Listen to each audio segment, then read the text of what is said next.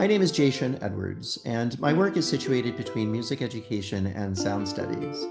Primarily, I've been exploring the various ways that everyday sounds help shape a person's perspectives of themselves in relation to place, space, people, and other senses, including memory.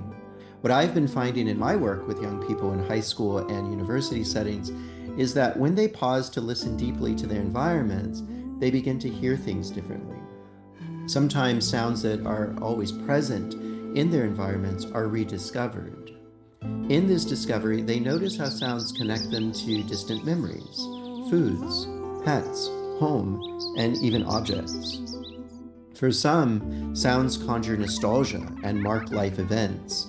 For others, sounds signal distress and discomfort.